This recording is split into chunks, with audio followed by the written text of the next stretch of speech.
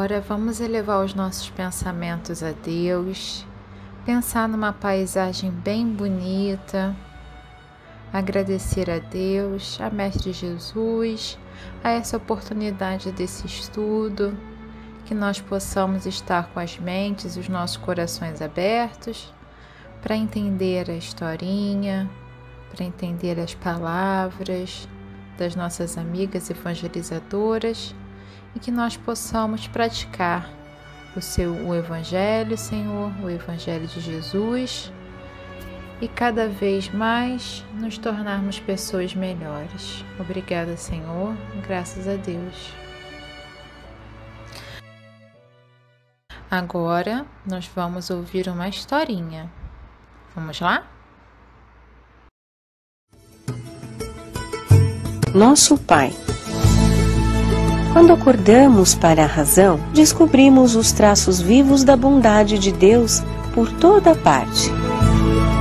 Seu imenso carinho para conosco está no sol que nos aquece, dando sustento e alegria a todos os seres e a todas as coisas, nas nuvens que fazem a chuva para o contentamento da natureza, nas águas dos rios e das fontes, que deslizam para o benefício das cidades, dos campos e dos rebanhos, no pão que nos alimenta, na doçura do vento que refresca, na bondade das árvores que nos estendem os galhos dadivosos em forma de braços ricos de bênçãos, na flor que espalha perfume na atmosfera, na ternura e na segurança de nosso lar, na assistência dos nossos pais, dos nossos irmãos e dos nossos amigos, que nos ajudam a vencer as dificuldades do mundo e da vida, e na providência silenciosa, que nos garante a conservação da saúde e da paz espiritual.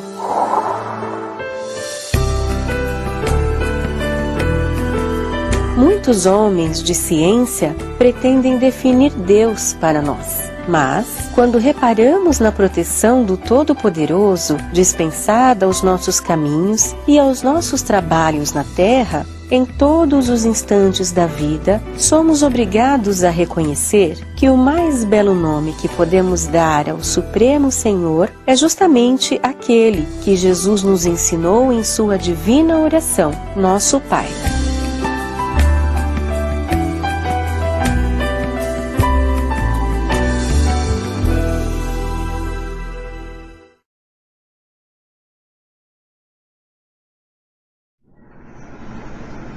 Olá, galerinha do Geal!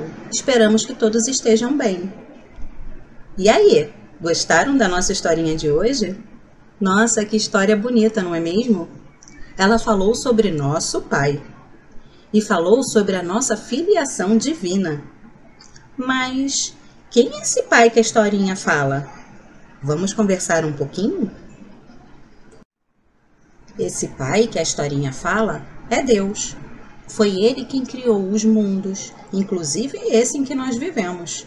Ele criou o sol, as nuvens, as estrelas, a água, a natureza, com as flores, com o mar, os rios, os animais. Ele criou isso tudo. Ele criou a nós, espíritos imortais. Por isso que nós o chamamos de Pai, porque nós somos criação divina, de Deus.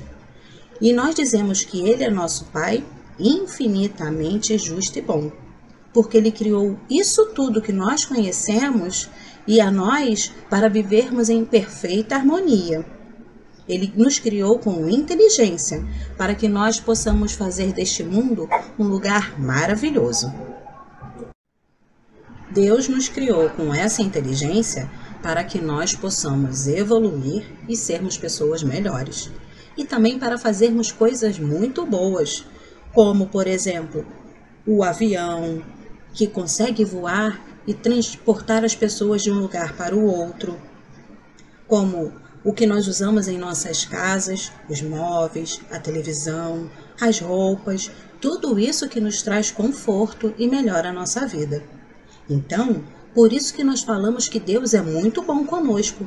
Ele nos criou e nos deu um mundo muito lindo para que nós possamos morar e melhorar e evoluir. e também permite que nós possamos criar coisas que nos ajudem a melhorar mais depressa. Uma outra prova do amor de Deus por todos nós, seus filhos, são as pessoas que conosco convivem. Nossa família que nos ama, nossos amigos que nos amam. E mesmo aquelas pessoas que às vezes podem não ter família, mas sempre tem alguém que as ame, sempre tem alguém disposto a ajudá-las. Portanto, nós nunca estamos sozinhos. Deus sempre está conosco. Basta que a gente sintonize com Ele durante uma oração, que Ele sempre envia uma ajuda, sempre envia uma luz para nos ajudar. E essa ajuda divina do nosso Pai pode chegar até nós de diversas formas. Pode ser através de um amigo encarnado que nos ajude quando estamos num momento de aflição, ou até mesmo de um amigo desencarnado que também nos auxilia, inspirando os melhores pensamentos a nós, fazendo com que a gente pense positivamente e nos ajudando nos momentos, de repente, de dor, de doença, nos momentos de maior aflição. Nós sempre temos alguém enviado por Deus em sua infinita bondade que ajuda todos nós, seus filhos. E Jesus, que é o nosso divino mestre, também foi criado por Deus. Por isso que nós dizemos que ele é nosso irmão. Ele foi enviado por Deus aqui para o nosso planetinha para nos ensinar muitas coisas legais. Ele nos ensinou sobre o amor de Deus, sobre suas leis, sobre fraternidade, sobre perdão. Ele ensinou que todos nós somos irmãos e devemos amar uns aos outros, assim como Deus nos ama. Então, essa é a maior prova do amor de Deus em nossas vidas. A presença de Jesus, que é nosso mestre, nosso guia e nosso irmão. Então é isso, galerinha do Geal. Isso tudo que conversamos até agora são as provas do amor de Deus em nossa vida. A nossa família, nossos amigos, encarnados ou desencarnados, a ajuda divina que sempre chega através deles. A natureza que está aí para que nós possamos contemplá-la. A presença de Jesus como nosso irmão maior também em nossas vidas. O planetinha em que vivemos, que nos ajuda a ter alimento, a poder trabalhar e sermos pessoas melhores. A nossa inteligência, que nos proporciona criar coisas, estudar e sempre evoluir. Então, tudo isso prova que Deus é nosso Pai e que nós somos seus filhos amados. Então, galerinha do Geal, ficaremos por aqui. Um beijo. Tchau, tchau.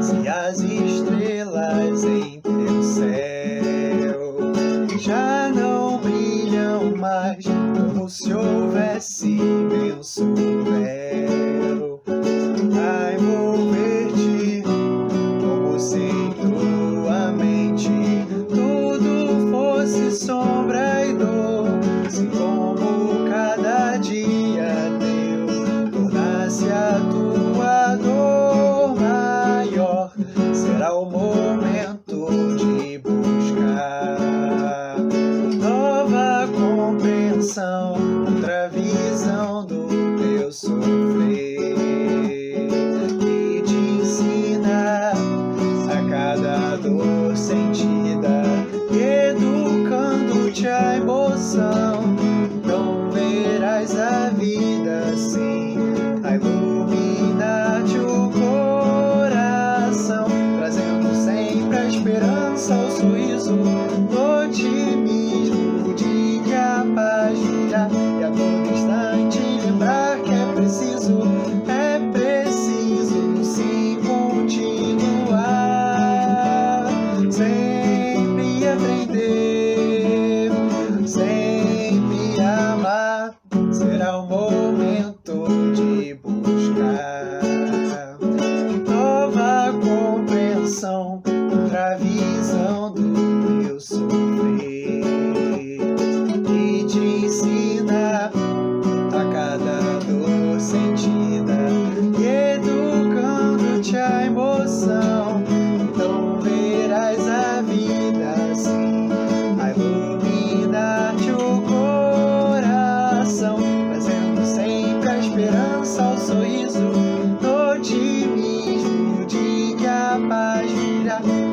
instante lembrar que é preciso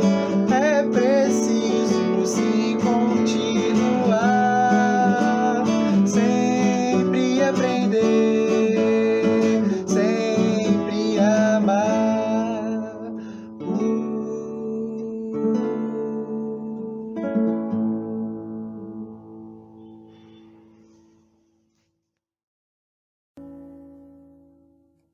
No alto da montanha, com o povo a escutar, falava Jesus de amor, verdades vão ficar. Dizia da caridade, da fé e esperança, para termos simplicidade, como olhar de uma criança.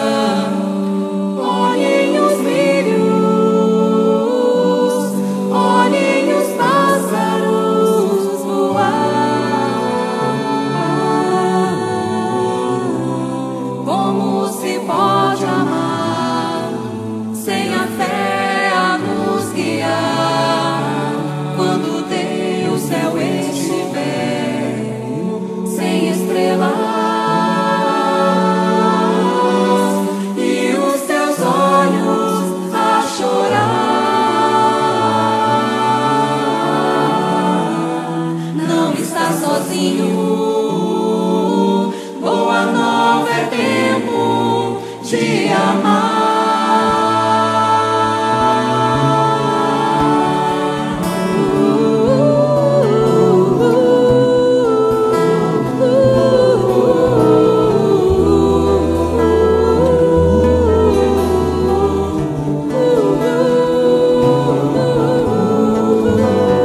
Olhem os lírios,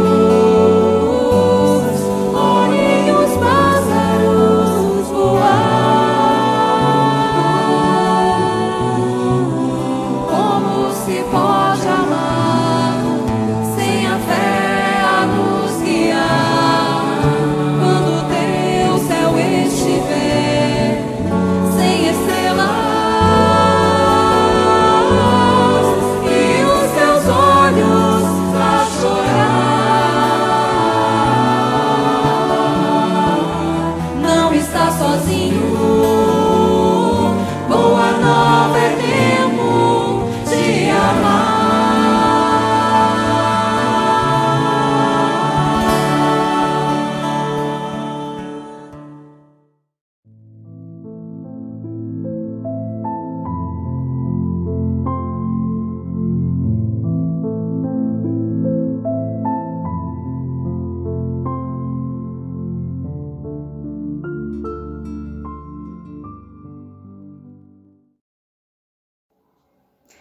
Boa noite, amigos queridos. Eu sou Kátia Mondaini. Sejam muito bem-vindos aqui no nosso canal do YouTube. Vocês todos que acompanham as nossas reuniões públicas sempre às sextas-feiras às 20 horas. Com certeza hoje vocês já devem ter percebido que a nossa reunião começou um pouquinho mais cedo. É um novo formato que está acontecendo agora através da participação do GEAL, que é um momento elaborado pelas evangelizadoras da nossa casa, determinado e destinados aos nossos queridos pequeninos, às nossas crianças. Então é um prazer muito grande, já fica o convite que vocês participem com todos nós, né? Uma outra coisa também é que hoje, se vocês assim estiverem com alguma dúvida, alguma questão que vocês queiram saber, como é o atendimento fraterno, que tipo de cursos a nossa casa oferece, que música é essa da ambientação, enfim, a dúvida que surgir para você, aqui embaixo tem a descrição do vídeo. Quando você toca ali, vai aparecer também muitas informações e também tem o link do nosso jornalzinho da nossa casa. O jornalzinho tem o título de O Ceareiro. Ali vocês vão encontrar muitas outras informações que sempre esclarecem dúvidas. Então, fiquem conosco e toque ali, tá? Se tiver dúvida. As nossas recepcionistas também vão estar aí acompanhando e ao final, após a prece final, elas podem tirar alguma dúvida que venha a surgir, tá bom? Uma outra coisa também é que é muito importante que vocês possam participar conosco dando aquele likezinho, sabe? Aquelas duas mãozinhas, tem uma para baixo, a outra para cima, isso chama-se like. Então é importante que vocês deem um like positivo para todos nós. Olha só quantas pessoas são beneficiadas com tantas reflexões que a nossa casa oferece, né? Dessa forma, você que optou em seguir esses esclarecimentos que a doutrina espírita traz para nós, isso vai sendo muito mais divulgado e é uma oportunidade para todos. Hoje a nossa companheira Maeli Moço traz um tema bastante interessante, que é bem-aventurados os aflitos. Então, nós queremos dizer a vocês que fiquem conosco, nos acompanhem, sintam-se assim como Jesus estivessem entrando nos lares de todos nós, e em especial nessa semana, que Maria, Mãe Santíssima, nos envolva a todas nós, mães, avós, irmãs, madrinhas, tias, mães de pet, mães que já não estão mais presentes fisicamente. Enfim, que Maria conforte os nossos corações e nos envolva com seu manto. Graças a Deus, graças a Jesus.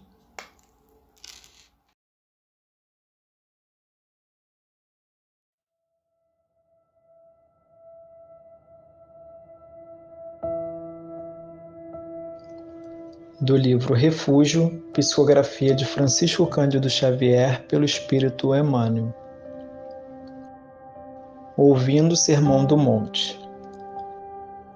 Bem-aventurados os aflitos, desde que não convertam a própria dor em azorrague de recriminações sobre a face alheia. Bem-aventurados os que choram, contudo, desfrutarão a divina bênção se não transformarem as próprias lágrimas em venenosa indução à preguiça. Bem-aventurados os sedentos de justiça. No entanto, para que o título celeste lhe exorne o espírito atormentado, será preciso abstenham de demandas domésticas ou de querelas nos tribunais com que apenas lhes agravariam os próprios débitos ante a lei. Bem-aventurados os humildes de espírito. Todavia, para que se adornem com o sublime talento, é indispensável não conduzir a própria modéstia ao caminho do orgulho, em que se entregarão desvairados à crítica desairosa e à condenação sistemática dos companheiros que lhes partilham a senda. Bem-aventurados os misericordiosos. Mas para que se ergam felizes na execução da promessa, é imprescindível não façam da compaixão simples peça verbal para discurso brilhante. A aflição com revolta chama-se desespero. Pranto com rebeldia é poça de fel. Sede de justiça com reivindicações apressadas é destrutiva exigência. Singeleza com reproches alheia conduta é sim sistema de crueldade. Misericórdia sem esforço de auxílio é simples ornamento na boca. Cogitemos de assimilar as bem-aventuranças divinas, sem nos esquecermos, porém, de que todas elas traduzem atitudes da consciência e gestos do coração. Porque só no coração e na consciência é que se fundamentam os alicerces do glorioso reino de Deus. Graças a Deus.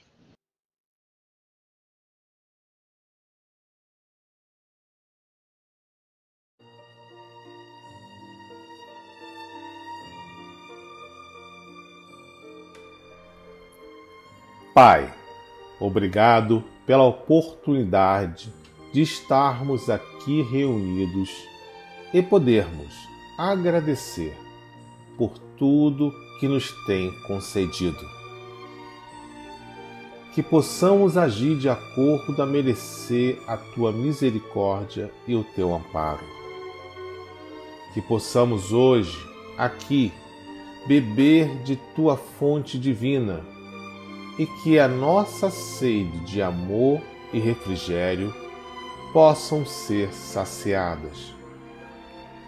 Amigos espirituais que se encontram em trabalho aqui conosco, nos ajudem a compreender as palavras que hoje serão ditas e que os trabalhos a serem realizados hoje possam transcorrer na mais perfeita harmonia e que possam ser concluídos de acordo com o planejado.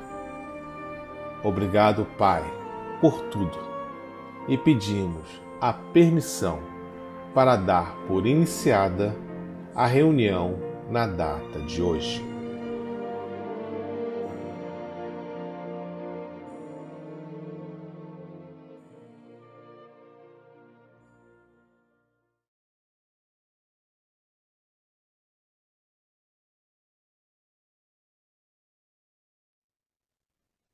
Olá, boa noite a todos. Sejam todos muito bem-vindos a mais uma reunião pública de sexta-feira do Centro Espírita Miguel.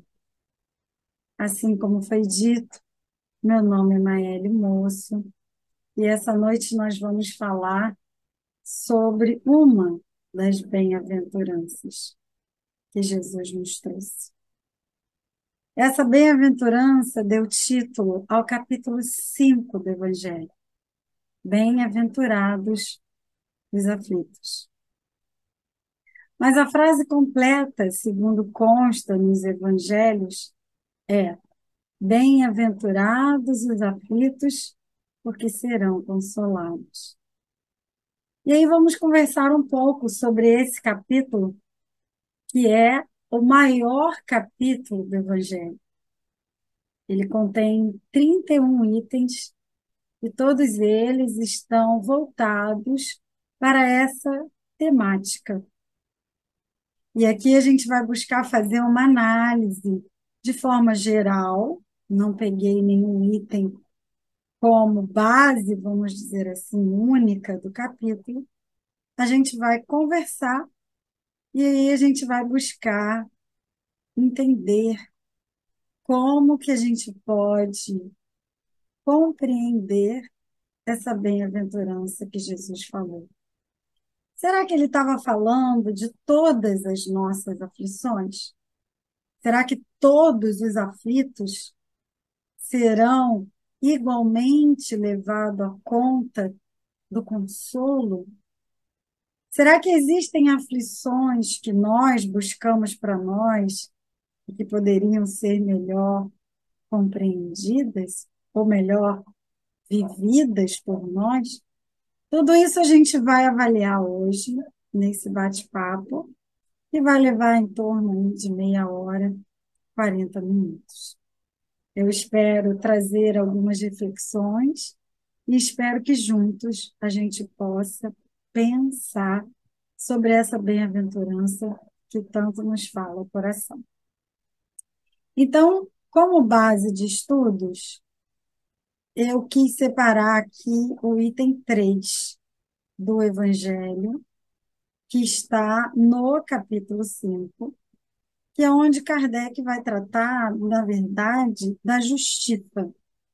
Ele vai falar propriamente dessa justiça, de como que essa justiça funciona aos nossos olhos e aos olhos do Pai. Porque é um ponto que traz muita aflição para nós, não é mesmo? A gente fica tentando entender por que que as coisas funcionam de um determinado jeito, de uma determinada forma, como que a gente pode melhorar, se é que tem uma solução para os nossos problemas. A gente gosta um pouco desse título de aflito, talvez pelo nosso lado ainda um tanto vitimado, um tanto quanto de um olhar, coitado de mim. Olha, Jesus olhou para mim, ele me mencionou nas suas bem-aventuranças. Afinal de contas, eu vivo essa vida de aflição, essa vida sofrida. Será que tem que ser assim? Será que realmente a vida precisa ser sofrida? Ou será que existem sim dores, mas será que a gente não pode viver melhor com elas? Será que não há um modo em que a gente possa levar melhor tudo isso que a gente diz que é aflição? Bem, a página de preparo que a gente trouxe para a noite de hoje já nos falou um pouco dessas bem-aventuranças e como a gente as interpreta e como nós precisaríamos olhar. Então, lá no item 3, Kardec vai dizer o seguinte: somente na vida futura podem efetivar-se as compensações que Jesus promete aos aflitos da terra. Lembrando que eu estou no item 3 do capítulo 5, obviamente. Sem a certeza do futuro, estas máximas seriam um contrassenso, mas ainda seriam um engodo. Mesmo com essa certeza, dificilmente se compreende a conveniência de sofrer para ser feliz. É claro que a gente precisa ter um olhar um tanto quanto mais apurado para a vida, para olhar a vida sob um outro aspecto, um outro prisma. E sim, é necessário um exercício que é diário, porque as lições a cada momento, a cada dia, chegam para nós de forma diferente. E sabe por quê? Porque a cada dia também nós respondemos a essas questões de forma diferente. Algo que aconteceu a você há 5 anos atrás, talvez se fosse agora, você responderia de forma diferente.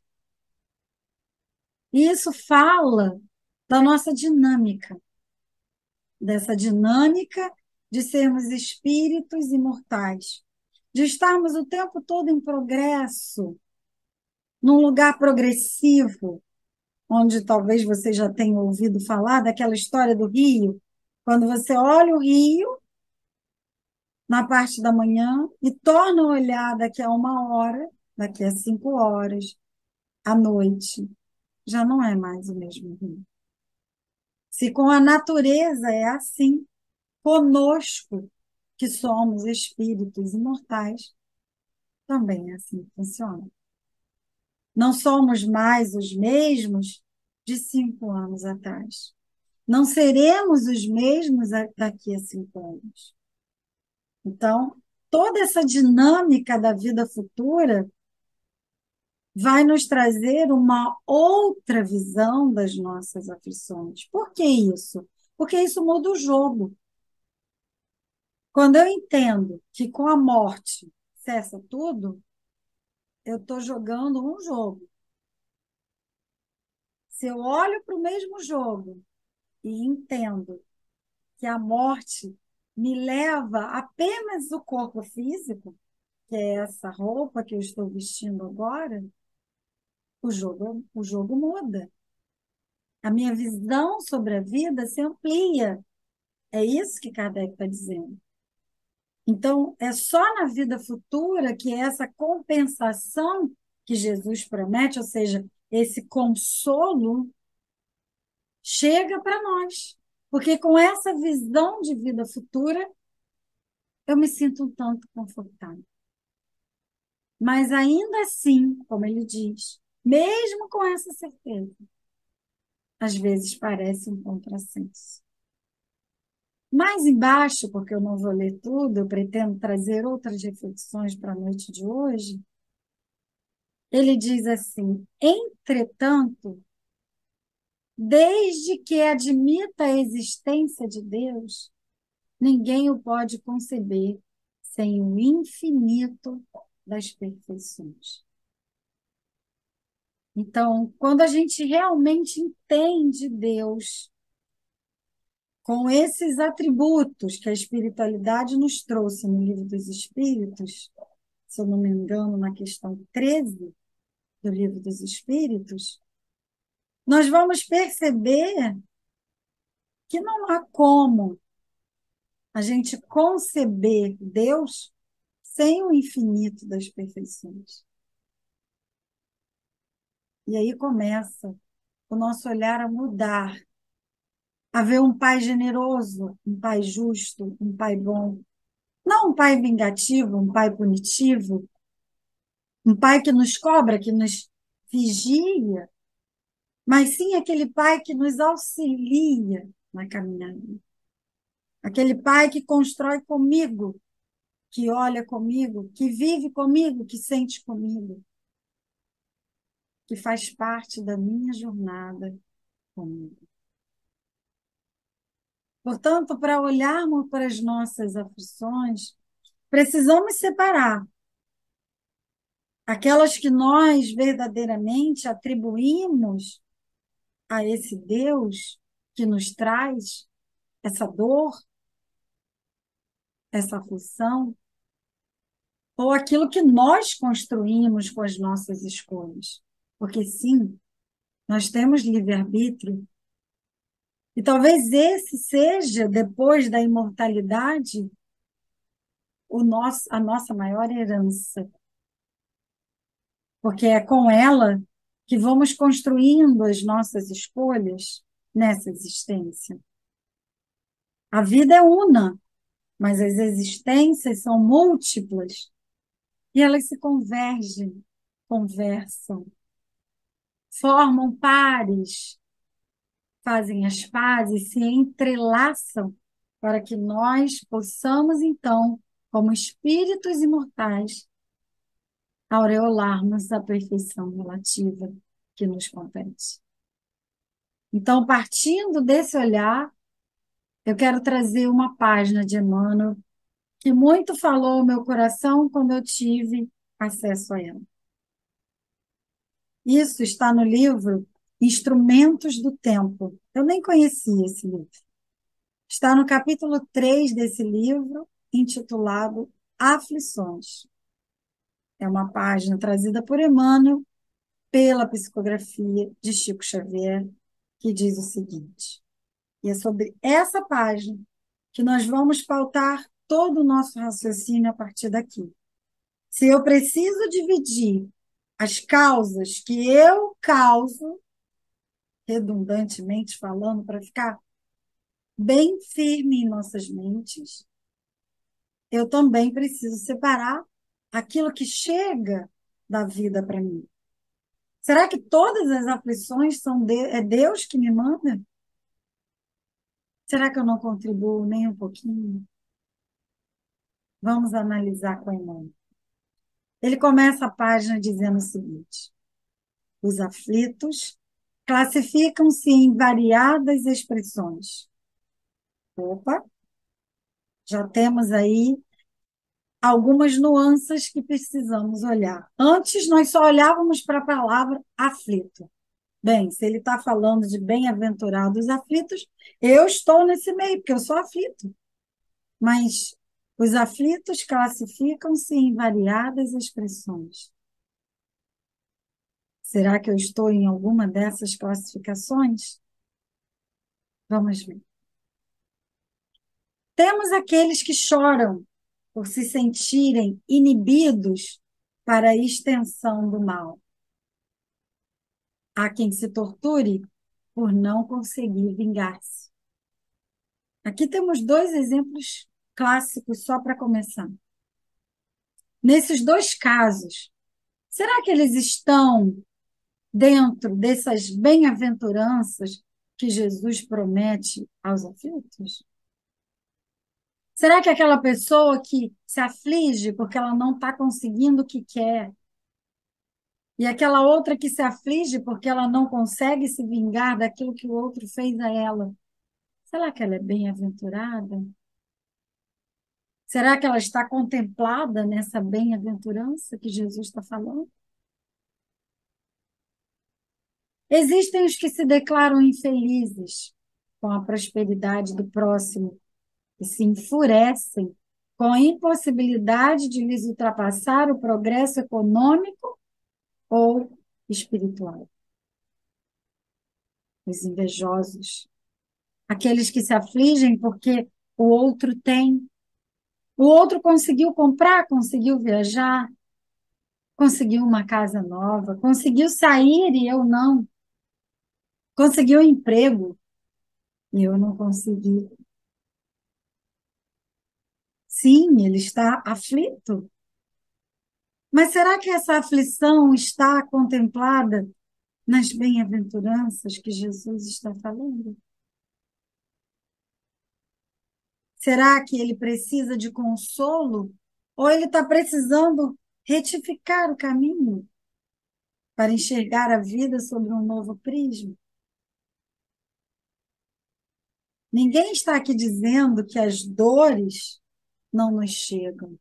Elas chegam, sim, e elas doem. Mas a aflição, ela está muito mais ligada àquilo que nós interpretamos daquela dor. Emmanuel vai falar um pouco disso mais à frente. Mais adiante ele diz: aparecem aqueles que se afirmam desditosos por não poderem competir com o luxo de quem se confia, a extravagância e a loucura. Surgem muitos em lágrimas de inveja e despeito, à frente dos vizinhos, interessados na educação e na melhoria da vida. Há quem se revolte contra as bênçãos do trabalho e vocifera em desfavor da ordem que lhe assegura as vantagens da disciplina. Quantos conhecemos assim? Basta pegar um metrô lotado para que a gente perceba o quanto as pessoas maldizem o seu próprio trabalho, o quanto elas vociferam, como está dizendo aqui, contra aqueles que, na verdade, são sua chefia, estão hierarquicamente acima dela, mas ela não quer mais fazer aquela tarefa, porque ela está revoltada, ela não acha que o salário é justo, ela não entende por que que o chefe chamou ela a atenção.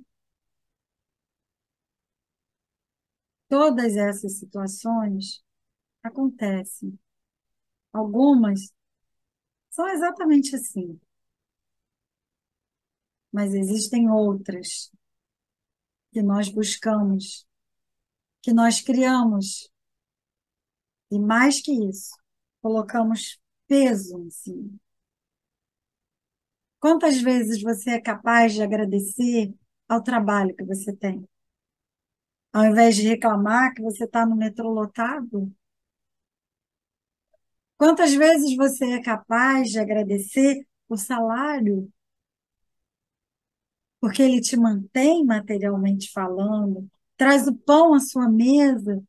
Quantas vezes você é capaz de fazer uma oração à mesa de uma refeição? Quantas vezes você agradeceu hoje por ter chegado até aqui, até o site do Centro Espírita Miguel, para escutar essa fala? Quantas vezes você olhou para o céu hoje e bendisse a vida? Nós temos, sim, muitas tribulações, muitas questões a resolver. Eu costumo dizer que a gente tem muitos pratos na mão, como se fôssemos um garçom. Mas veja, ao mesmo tempo que nós temos muitos pratos, nós também já temos muitas coisas dentro de nós, capazes de lidar com cada um desses pratos, sem a necessidade da aflição, sem a necessidade da desesperação. É um tanto disso que Emmanuel quer falar mais adiante. Muitos exibem chagas de inconformação ante o sofrimento que eles próprios improvisaram. Há infinitos gêneros de aflição no vasto caminho da vida. E por isso, nem todos os aflitos podem ser aquinoados com a glória da bem-aventurança. E aí, ele vai explicar por quê. Por que que essas palavras do Cristo não cabem para todos os aflitos? Por que que existem aflições e aflitos que se diferenciam quando Jesus fala dessa bem-aventurança? O que, na verdade, que ele quis nos dizer? De que ele está falando? Quem vai receber esse consolo? Quem de fato vai passar e vai vencer o mundo? Veja, não é vencer no mundo, é vencer o mundo. Que mundo você precisa vencer? Será que é o mundo de fora? Será que você precisa ser como um trator que passa por cima de todo mundo e sou eu, o tempo todo? Ou você pode ser mais leve, pode se afligir menos, se preocupar menos, pode olhar a vida com mais gratidão, como eu disse ainda há pouco, pode se regozijar diante daquela mesa posta e agradecer a Deus. Pode louvar assim que o olho se abre de manhã. Afinal de contas, você está tendo mais um dia nessa experiência. Isso conta muito. A vida é incapaz da gente conseguir contar. É incapaz da gente segurá-la. Ela não é domável para isso. A vida é indomável. Não tem como eu domá-la. Quem precisa se domar? Quem precisa se colocar na posição de aprendiz todos os dias e fazer dessa existência, porque a vida é una e não dessa vida, por isso eu estou dizendo existência novamente. Quem precisa dar conta dessa existência e se domar a cada dia? Exatamente. Esse que se olha todos os dias no espelho. Para se arrumar para o trabalho, para se arrumar para sair, para visitar um amigo, para chorar, para se enfeitar. Somos nós, meus amigos.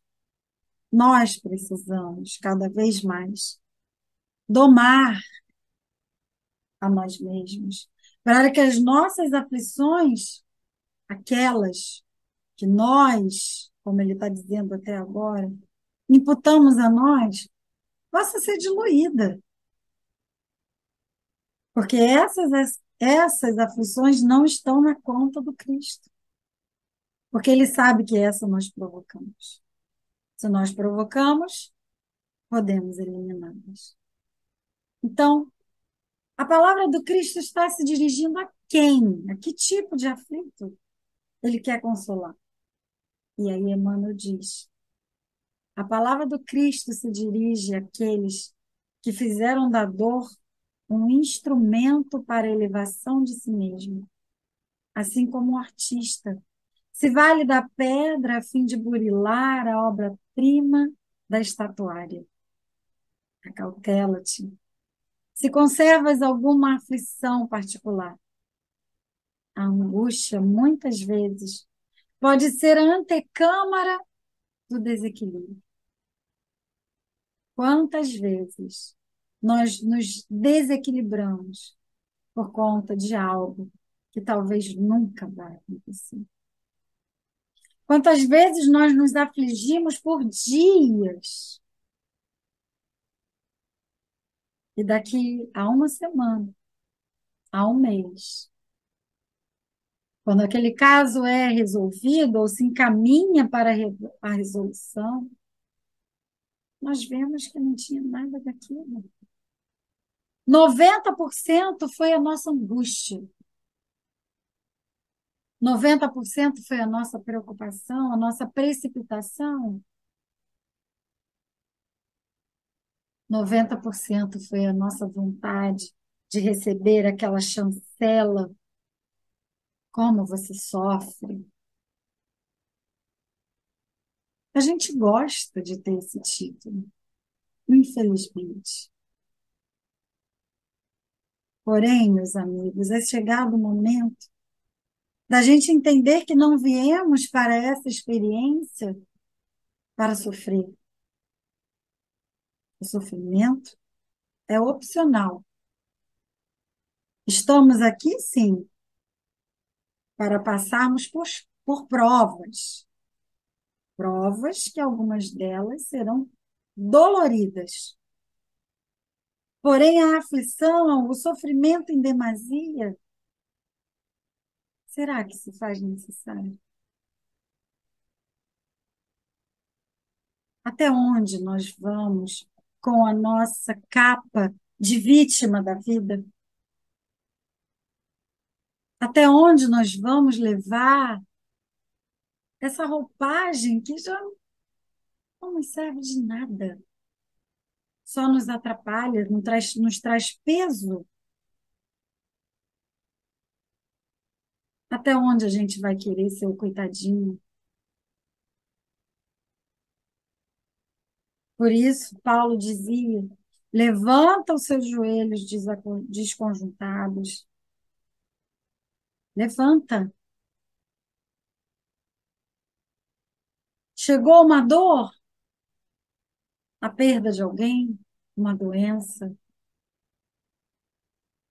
um desequilíbrio físico no seu filho, na sua filha, num ente amado. Chegou, sim, chegou a dor. Como eu disse, ela chega para todos nós através das provas que vamos passando. Mas elas não têm o cunho, o objetivo de nos fazer sofrer. Isso é uma coisa que nós escolhemos. Ela tem o cunho, o objetivo de nos fazer crescer. Isso é bem diferente. Mas a gente parece que gosta um pouco desse lugar. E Emmanuel conclui essa página dizendo que converte o teu problema ou a tua mágoa em motivo de superação das próprias fraquezas. A maneira do lidador que aproveita o obstáculo para atingir os seus mais altos objetivos.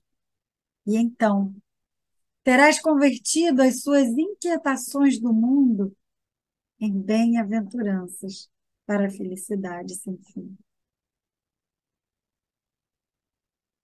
Quando a gente aprender a contornar, a aproveitar os obstáculos que a vida traz para atingir os nossos objetivos, não de fora, é de dentro. É de dentro. Para com esse objetivo fora. Para de olhar para fora. Olha para dentro. Se fortaleça cada vez mais.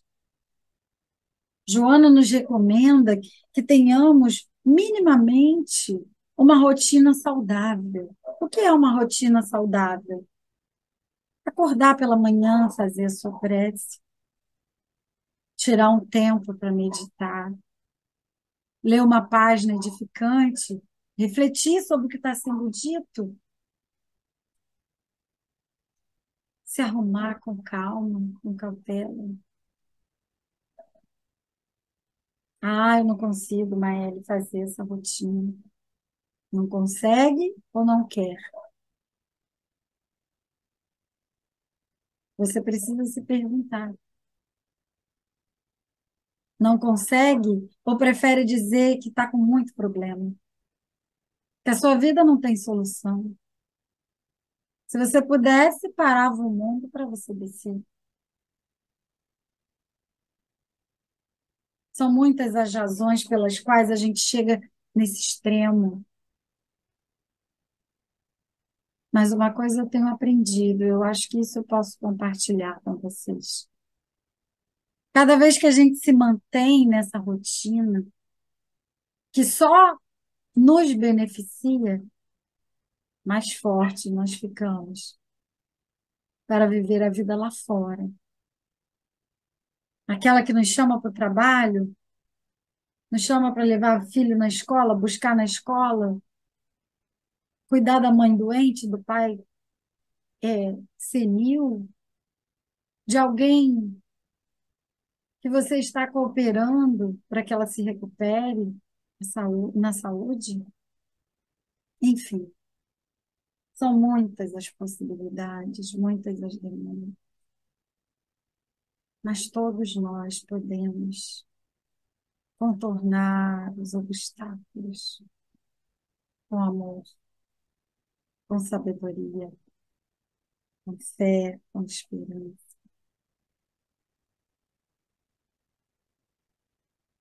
E esse lugar que a Joana está falando, essa rotina saudável, vai nos trazendo um centramento, uma fé, vai colocando para fora as nossas habilidades, vai fazendo com que a gente vá se transformando pouco a pouco. E como uma borboleta. Vamos então fortalecendo as nossas asas e fazendo com que elas apareçam para que a gente possa voar. Veja na sua vida em que você está apegado. Quais são as demandas que estão te afligindo? Faça uma lista, um checklist. Coloque no papel. Veja o que você pode abrir mão, ou seja, a solução não parte de você. Ah, isso aqui eu não consigo resolver. Isso aqui também não é comigo. Isso aqui, não. Isso aqui eu posso ajudar, mas a decisão final não é minha. Ah, não, isso aqui é minha parte. Faça uma lista das coisas que te preocupam, que te afligem. E perceba aquelas que são inúteis. Algumas delas eu falei na página que eu li do Enem. Outras eu posso delegar. Eu sei que não depende só de mim. Outras eu sei que dependem só de mim. E como eu vou administrar essas que dependem só de mim? Vou administrar como Emmanuel orientou, transformando esse problema, essa aflição, esse obstáculo em algo que vai me levar mais além. Encara como ponte. Pensa que você está atravessando uma ponte. Sabe aquelas pontes estreitinhas, em cima de um grande abismo, de um penhasco? Imagina que você está nela. É uma travessia. A experiência humana é uma travessia, não é um ponto final. Então, por que você está assim? Por que se afligir tanto? É preciso que a gente aprenda a gerenciar as nossas emoções e as demandas que assumimos para nós. Portanto, no final da página de abertura, que foi lida ainda há pouco, Emmanuel destaca algo que eu quero encerrar. Ele diz: cogitemos de assimilar as bem-aventuranças divinas, sem nos esquecermos, porém, de que todas elas traduzem atitudes da consciência e gestos do coração. Porque só no coração e na consciência é que se fundamentam os alicerces do glorioso reino de Deus. Então, meus amigos, vamos buscar o reino de Deus? Trazendo mais luz para a nossa consciência e agindo conforme o nosso coração.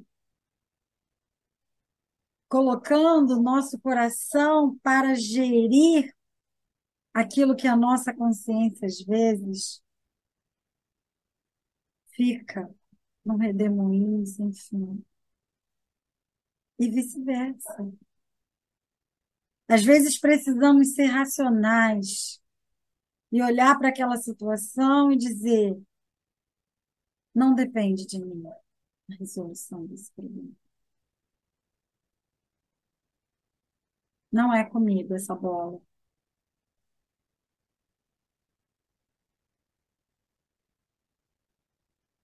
Tenha coragem de se olhar, de se questionar.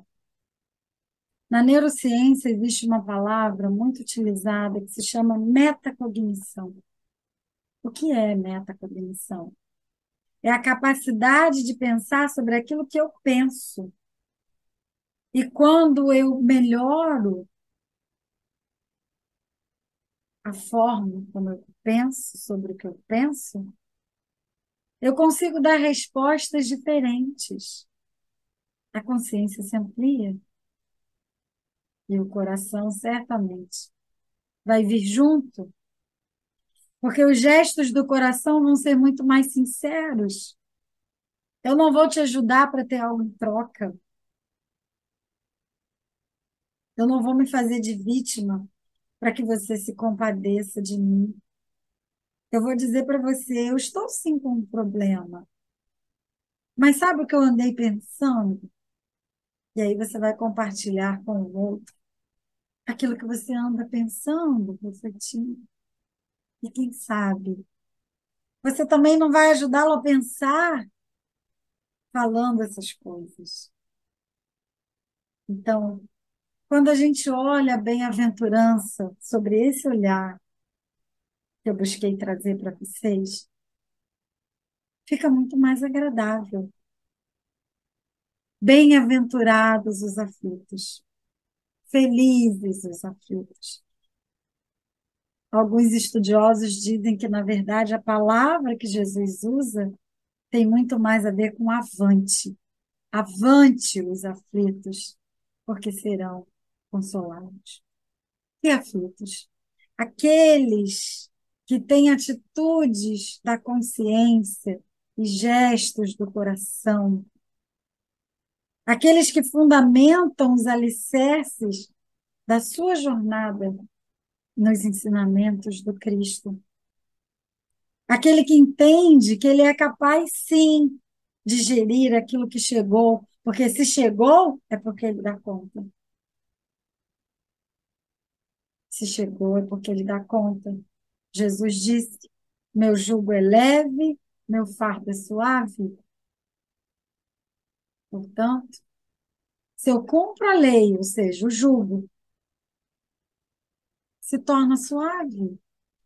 E o fardo, que é esse corpo físico, que é existir na matéria, se torna leve. É claro que eu vou chorar, é claro que eu vou sentir dor em algum momento, mas eu não preciso acumular. Acumula virtude. É muito mais saudável. Então, a gente precisa saber acumular. Tenha um acúmulo inteligente, não um acúmulo de problemas, de aflições. Não deixa a mente ficar tagarelando o tempo todo em torno daquele assunto. Por isso eu falei do checklist. Escreva. tira daqui, passa para o papel e entende conscientemente, racionalmente, aquilo que te compete e aquilo que compete o outro. Fiquem com Deus, meus amigos. Foi uma alegria estar com vocês. Que Jesus os abençoe, hoje e sempre.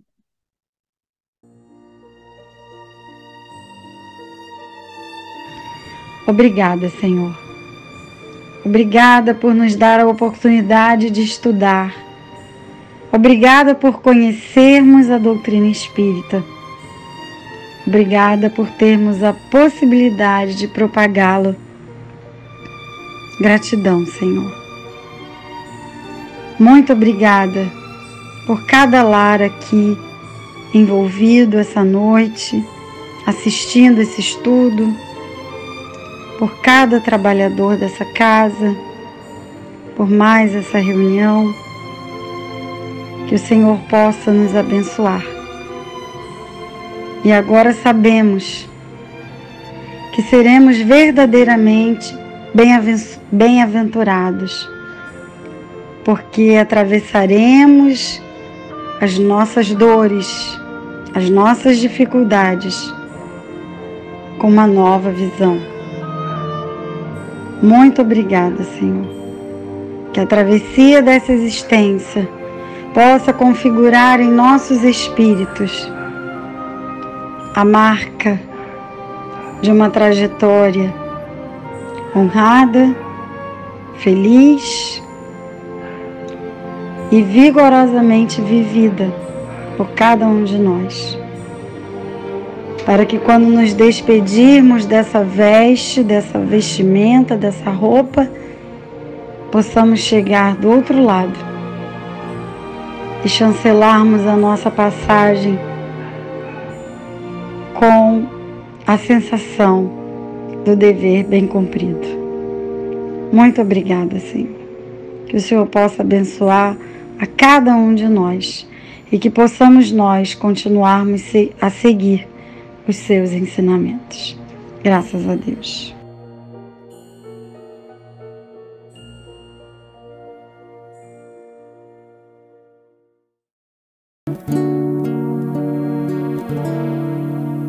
Se não podes ter um lugar sequer pra descansar o coração,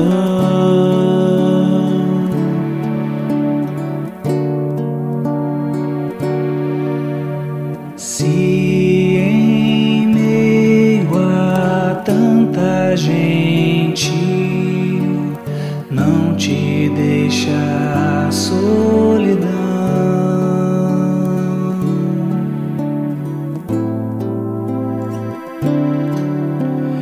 chora tua alma, todos pensam que sorri.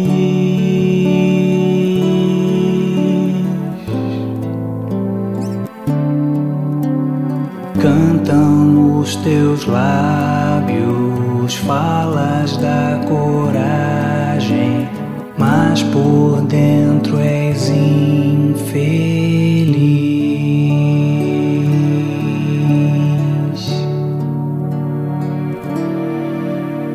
Se ninguém percebe as lágrimas que ocultas bem atrás do teu olhar,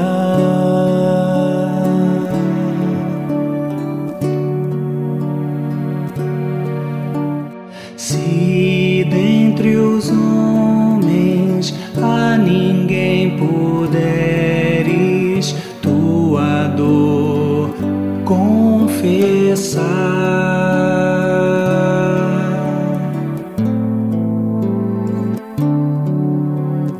olha, vê tantas estrelas, é pra lá que tu vais.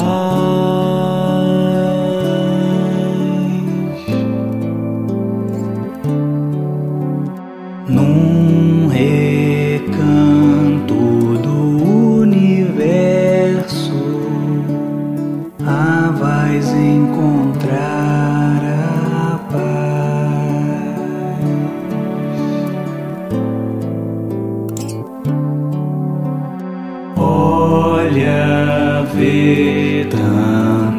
das estrelas, é pra lá que tu vais.